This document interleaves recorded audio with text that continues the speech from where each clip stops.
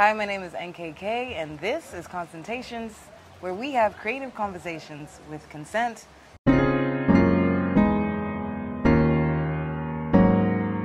Today, I'm talking to a very special woman. She is a rapper, singer, songwriter, the most talented rapper that I know personally, the one and only Haeven. Master of mastery, exactly who I ought to be. The shit run through my arteries like I was born on masterpiece. Known for her electrifying performances, profound lyrics, and impeccable sense of style, Haeven is a creative to watch in Accra. In this consultation, we explore her beginnings, her aspirations, and find out what makes her tick as a creative. Yeah, so before we start things, I have the most important question. Do you consent to this conversation?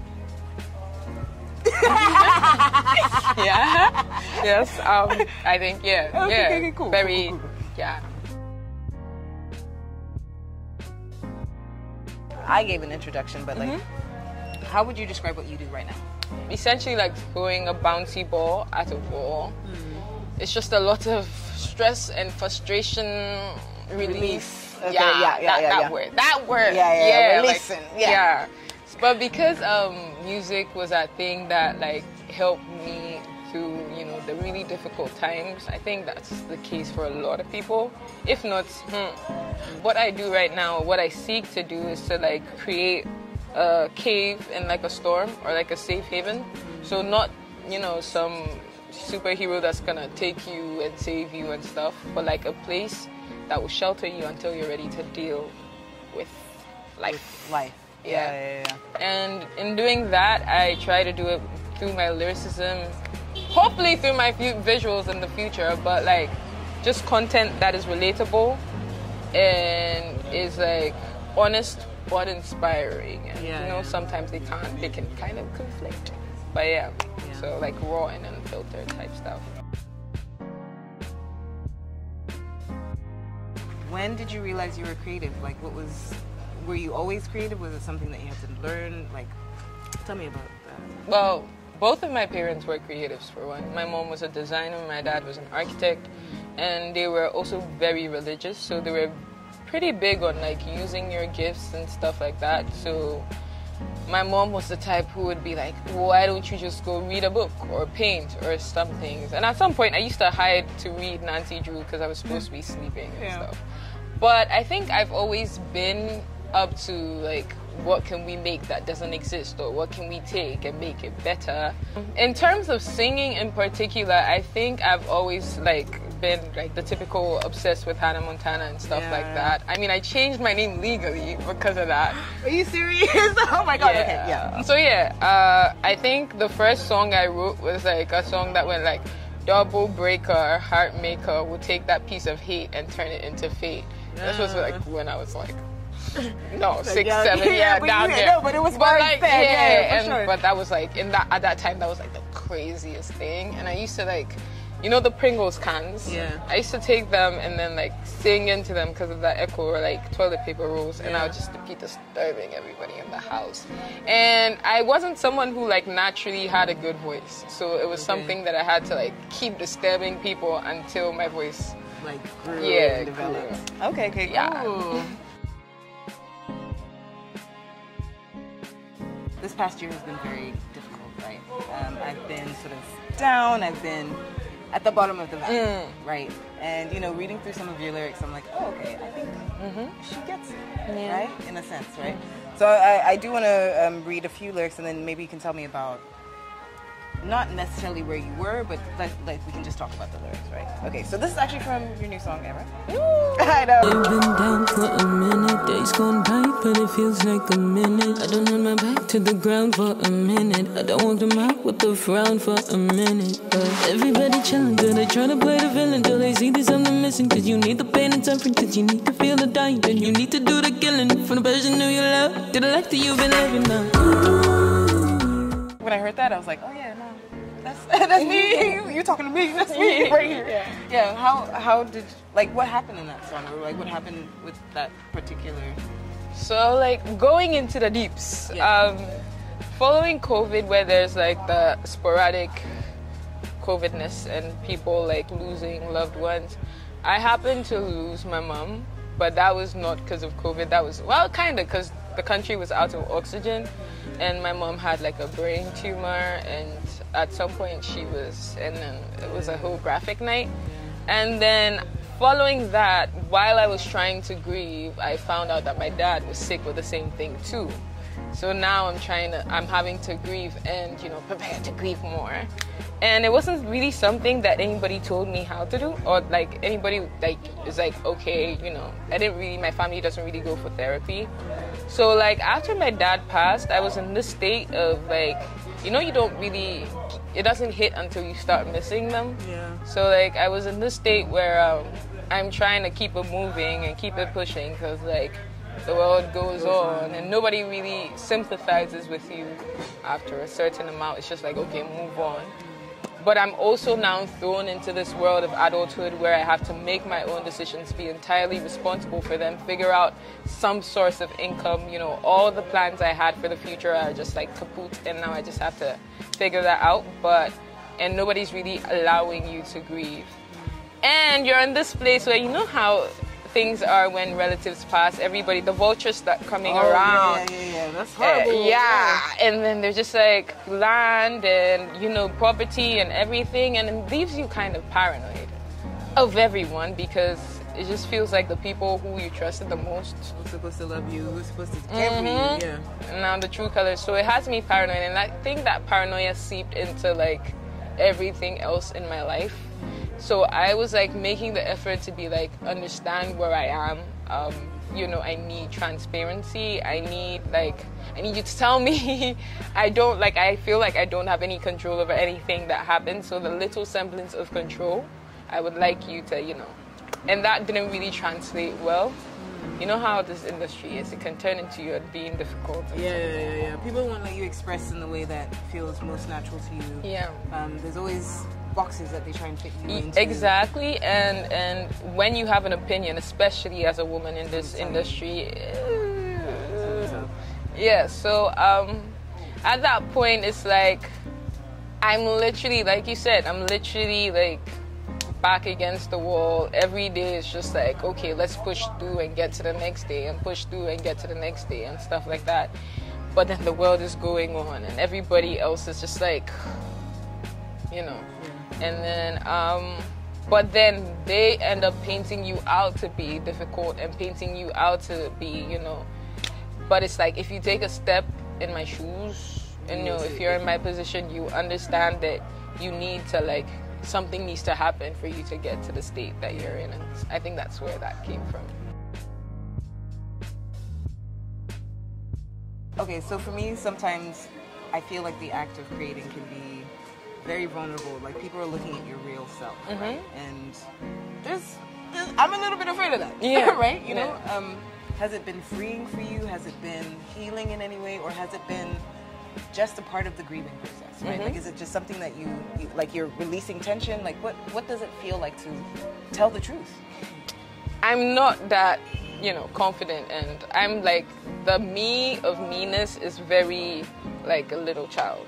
And Haeven is like my older sister, who's like, you, don't fuck with me. Can I cuss? Yeah, you can. Okay, don't fuck with me. Bitch. And like, when I'm like, oh, maybe I was a bit too harsh, she's that in her voice that is like defensive, but also like calls you out on your bullshit and stuff. And hoping that people relate to that and it helps people through tough times. So for me, as someone who, you know, I've seen you perform at different places, I really admire the confident aspect, right? You're on stage, you killing shit, you saying the lyrics with your chest. I say, whoa, this girl is fucking like, whoa, yo. You know what I mean? Like, it's inspiring, right? Yeah. So like, I do believe the confidence that you're exuding is touching people, right? And I give you props. Thank you. You know. Thank you. Now I want to talk a little bit about performance.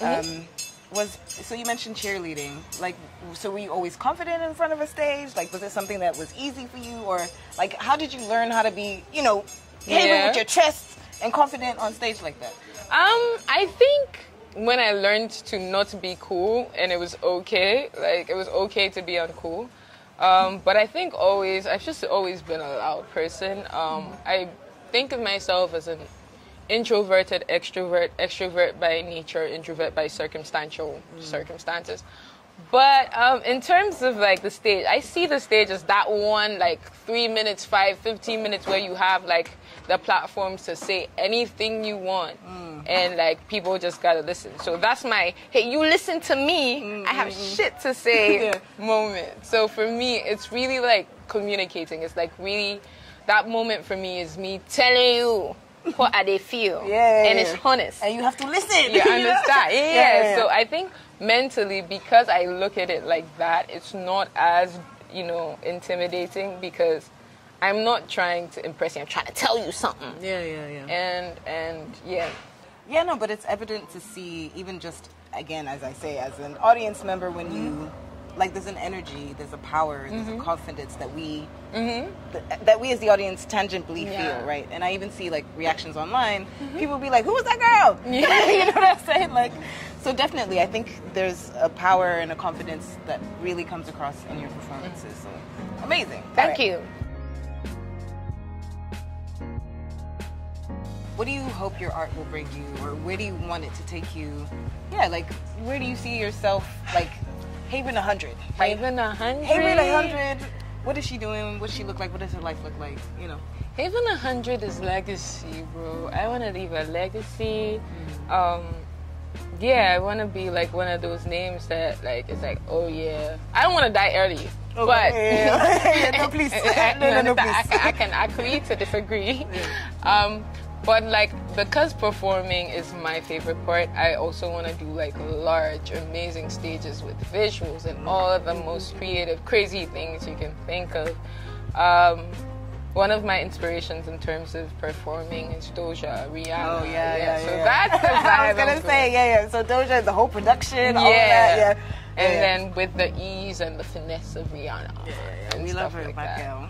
But with the intentionality of Beyonce. That's the trifecta. Yeah, we love them. So that's that goal. I also want to expand into other things. My mom was a fashion designer. Because of that, I am. She's had fashion influence on me. So I do make things in my free time, and I do model as well. But I think I want to focus on the music right now because modeling is like a hobby. Well, not a hobby, it's a job. But music is my passion. So. But like, I do want to, take my feet wherever they will lead me. But most of all, I want like to have a legacy where people, or like, career where people listen to your music and they're like, that got me, like some J. Cole, Kanye vibe. Yeah, that got like me the lyrics. Really tough times, or dare I say a Bob Marley type thing.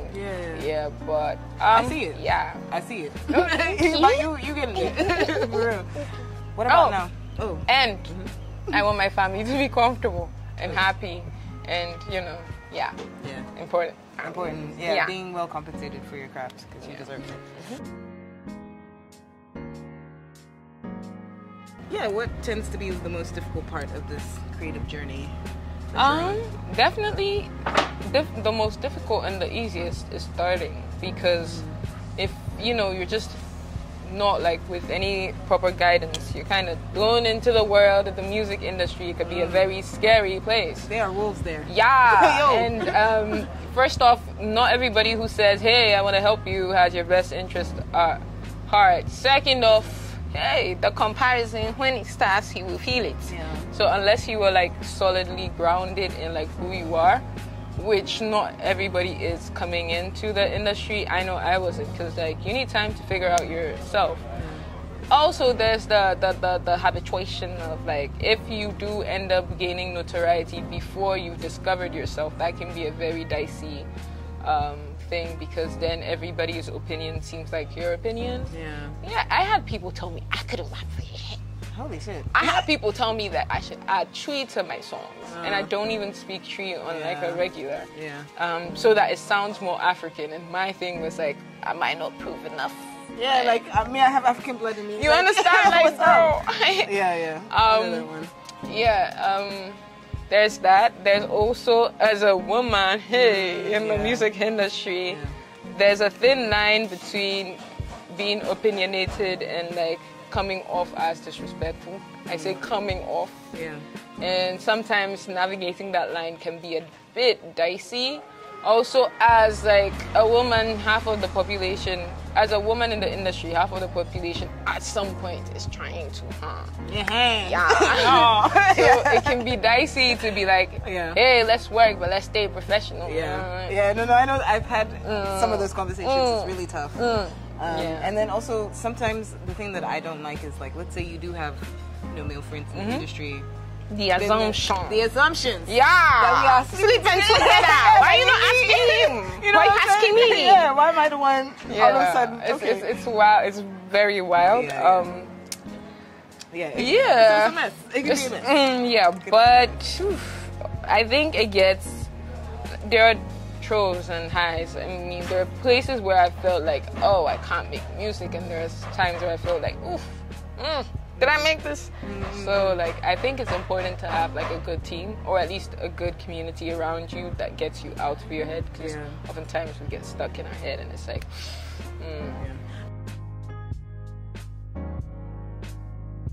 I'm sure most creatives have that point where they're like, you know what, I'm shit and I should give up. Bruh. And it is very hard to sometimes overcome that. What are some of the things that made you feel like, you know what, I can actually do this? Or like, what made you start? What made you get over the block? I think someone told me to not get in the way of myself, and like, don't get in your own way. I recently became a little bit more, I went back to like my faith, and I became a little bit more, I really don't like to say religious because there's a dogma, but like, I went back to my faith and like, you know, talking to God and like reading and then praying and all of that, and it really helps because it takes the pressure off feeling like it's dependent on you and your efforts and your hard work, and you know, it gives you something else to believe in beyond yourself. And I think that's important for everybody, to have something to believe in, first of all. Also, therapy. Girl, therapy is lovely. Even though my therapists are not talking to me right now, they're not picking up my calls. Oh my God. Yeah. Pick them up. But also therapy, medication if you need it. I wouldn't recommend it because of like long-lasting effects, but sometimes it can be helpful in the moment. And also like, you know, I don't like to say too over-analyzing, but, you know, taking time to, like, feel your feelings. And recently, I discovered a lot of my negative emotion was driven by fear. And I think that's, like, a thing that goes, you know, circumvents everything. And so once I realized that it was fear, it was easy for me to combat it, because then I could, like, talk myself through, hey, what's scaring you? And then, like, rationalize it. And then it didn't scare me anymore. I mean, it was there. I was still scared, but I was not, what's the word? Courage. That's the word. You still had the courage to understand. And the fear sometimes can excite you. So, like, I do want to talk specifically about being a creative in Ghana. Some of the difficulties, some of the joys. I mean, can you speak to your experience just to being, a creative on this side of the world? You know, there's a lot of interest now. What's it been like? Well, I mean, the good part is that because the industry is so small, the country is so small, and like Accra happens to be the center of like the hub sometimes. Because of that, it's easier to meet people that you wouldn't have met. And like be in spaces that you generally wouldn't have been. I got a message from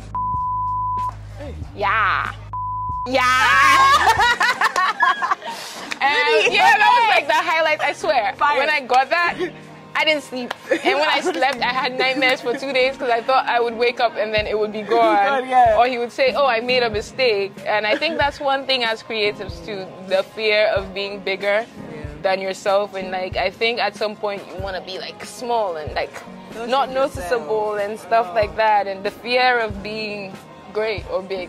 And so like, oh my God, I was screaming. I can imagine. Then I went to my sister. Then I was like, oh, and then we were screaming. And then it took me like an hour to curate the perfect reply. And then he followed, and I was like, hey! Oh, amazing. And then I got nightmares for like a while. And I think that really, to some point that like had me scared because I was like, okay, what if I post something and he decides, hey, I'm not fucking with this, and then like that made it just a little bit harder to be like myself and stuff. But like eventually we got over that, and it's like, okay, you've been posting for now, and if there was like a problem, unless you say something very politically incorrect that is non-defendable, but otherwise, I think I'm still learning how to not be afraid of being big. It's really amazing because I don't know, it just feels like a stamp of, hey, I'm seeing you. I see you. Go keep putting your answer. Oh, we love that. Yeah. Please, you have to continue. Just continue growing. You know, shine. We are trying. Really but on the bad side, what isn't as good about being a creative is obviously the comparison, the freaking nepotism. I don't know if it's. I can't even see it. Can I say nepotism? Because it's not like nepotism babies. But like there's a lot of the gatekeepers, the chosen ones. It can be very difficult to navigate, especially if you like don't get along with the right person for some reason or not. It can be very difficult to navigate. Also, another good thing is you can come out and actively like interact with people who like, you know, fuck with your music. Like you're not so limited to this space and time, right? The internet has opened up so many doors for us. And then, but in the addition, you can also physically see people. Like if you come to somewhere like Parliament and you like meet someone who like fucks with your sound, and it's like hi, and then we for wake. You know, it's beautiful. But as a creative, asking for your pay, bro, asking for your money, the worth. I think that's the one thing that's the most discouraging. Asking to be regarded or treated as your value's worth. Because if you value my work and you invite me here, please, you know, compensate for it and stuff. Like I think there was a time where that people were really vocal about that. I mean, there's not a time that people are vocal, but there was a lot of talk about it on like, you know, the bird about being paid your worth. And stuff. And I think that that's something as a community that even though it's propelled a lot by the creatives and the art scene, doesn't really a community, I mean the country, doesn't really like admonish you know, music as much as like the doctors. I feel you. I'm not saying doctors and lawyers, y'all do a lot. I can't. But please also, our own is it's a hard. lot. Like it's to hard. curate and also to put yourself out there in your art and sell it and like have people judge it and stuff like that, because like that's hard and the mental gymnastics is hard, and I think I wish people people were more, you understand, like pay my bills. And I think a lot when I came in, a lot was like being, you get exposure, which is nice, but also I want like, hey, I value your work, here's something, or here's a, like it doesn't even have to be monetarily, just like show me, barter or something, But me, I like the money. So. Also time. Time. I've learned to not be conscious, unless it's like a specific thing where you know that the people are like time efficient. Don't. You will cry. Every time I have been helly, I have cried. You waited so long. So. I just want to say thank you so much for having this conversation with me. This is an opportunity for you to maybe share something that with the audience that you just want to, from your heart. You know, Haeven, what do you want to say to the world? The floor is yours. Oh my God, that's so much pressure, right? Okay, you know what? How about this? Can you tell something to your fellow creatives who might be watching this? I do think, you know, this is a show that I wanted to create for people who like to create, and just to get inside the heads of people who are creating, who are doing cool things. Is there anything that you might, you know, tell maybe a younger Haeven who's watching this? Like, what would you say to her? Well, I would say the things that you get bullied for, or the things that, you know, you get criticized for as a kid, are the things that are gonna make you money. First of all, that's a bar.